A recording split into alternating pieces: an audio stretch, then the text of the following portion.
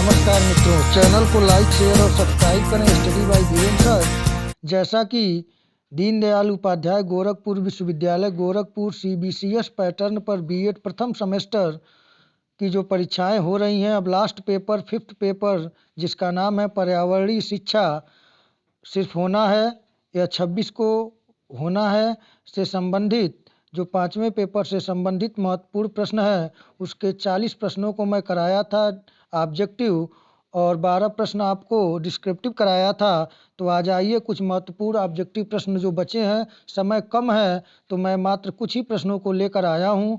पहला प्रश्न आपके सम्मुख है, भारत के किस राज्य में सर्वाधिक वन पाए जाते हैं?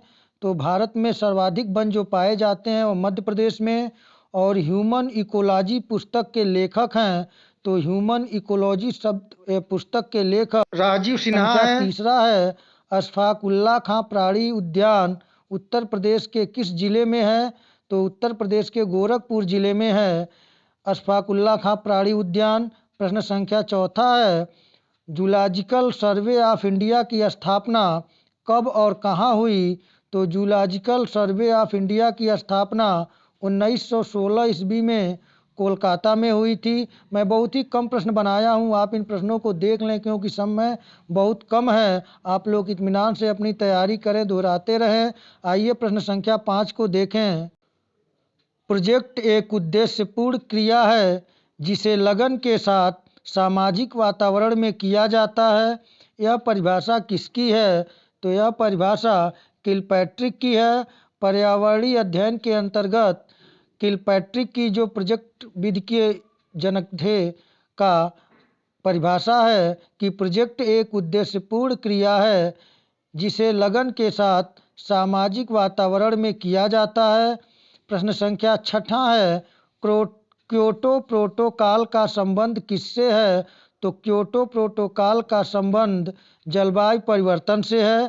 प्रश्न संख्या सातवां है, रियो+20 सम्मेलन कब आयोजित हुआ था? रियो+20 सम्मेलन 2012 में आयोजित किया गया था। यह ब्राज़ील की राजधानी रियो डी जेनेरियो में हुआ था। आइए अगले प्रश्न को देखें। प्रश्न संख्या 8 है, ग्रीन हाउस प्रभाव क्या है? तो ग्रीन हाउस प्रभाव में सूर्य की किरणें पृथ्वी पर आ तो जाती हैं लेकिन कार्बन डाइऑक्साइड गैस के घेरे के कारण वापस नहीं जा पाती, जिससे कि तापमान में वृद्धि होती है, जिससे कि ग्लेशियर पिघलने लगते हैं और जिसके कारण समुद्र तल के निकट शहरों का डूब जाना यानी विनाश हो जाना इसका प्रमुख कारण होगा। प्रश्न संख्या 9 है, रेड डाटा बुक का संबंध किससे है? तो रेड डाटा बुक का संबंध विलुप्त के संकट से ग्रस्त जीवों से है, यानी कि जो विलुप्त होने के कगार पर जो जीव हैं उनका जो डाटा तैयार किया जाता है उसमें रेड डाटा बुक में रखा जाता है। उन पे विशेष ध्यान दिया जाता है कि जो विलुप्त होने के कगार पर जीव हैं उनको संरक्षण दिया जाए। आइए प्रश्न संख्या अगले 10 को देखें। ताजमहल के पीले पड़ने तथा उसके क्षरण होने के मुख्य कारण क्या है? तो ताजमहल के पीले पड़ने तथा उसके क्षरण होने के पीछे मुख्य कारण है अम्लीय वर्षा। प्रश्न संख्या 11 है, भारत का कौन सा राज्य टाइगर राज्य के रूप में जाना जाता है? तो भारत का मध्य प्रदेश राज्य टाइगर राज्य के रूप में जाना जाता है।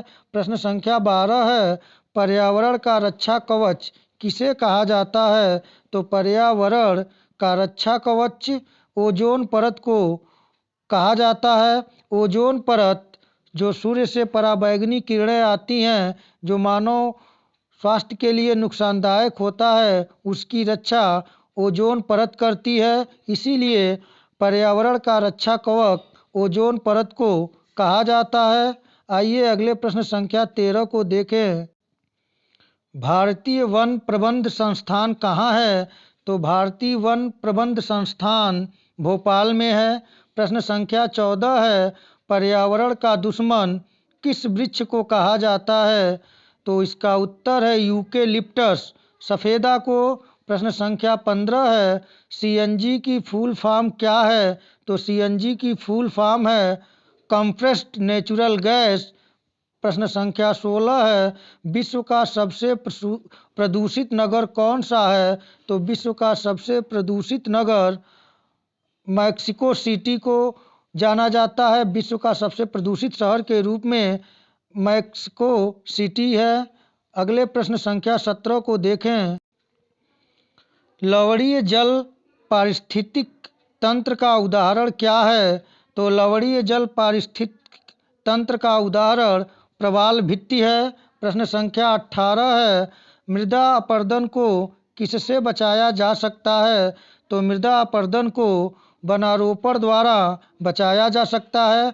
प्रश्न संख्या 19 और आज का अंतिम प्रश्न है, पारिस्थितिक तंत्र के स्वपोषी घटक कौन होते हैं? तो पारिस्थितिक तंत्र के स्वपोषी घटक में पादप आते हैं। समय बहुत कम है, इसलिए मैं मात्र 19 क्वेश्चन बनाया हूं और इससे पहले मैं संभावित 12 डिस्क्रिप्टिव और 40 ऑब्जेक्टिव क्वेश्चन बना चुका हूं। आप उसे देख लें और इन 19 क्वेश्चन को भी देख लें और भरसक प्रयास करें कि अपने पूर्ण पाठ्यक्रम को एक बार सरसरी नज़र से देखकर इत्मीनान से उस पर चिंतन मनन करें और धैर्य के साथ परीक्षा दें। आप निश्चित तौर से अच्छे अंकों के साथ उत्तीर्ण होंगे।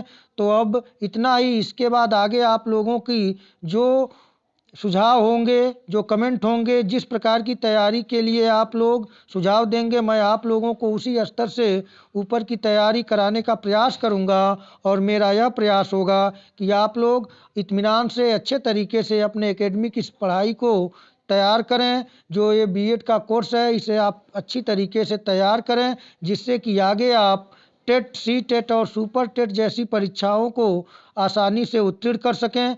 तो मित्रों, आप लोग अपना सहयोग लाइक, शेयर और सब्सक्राइब के माध्यम से हमारे चैनल को करें।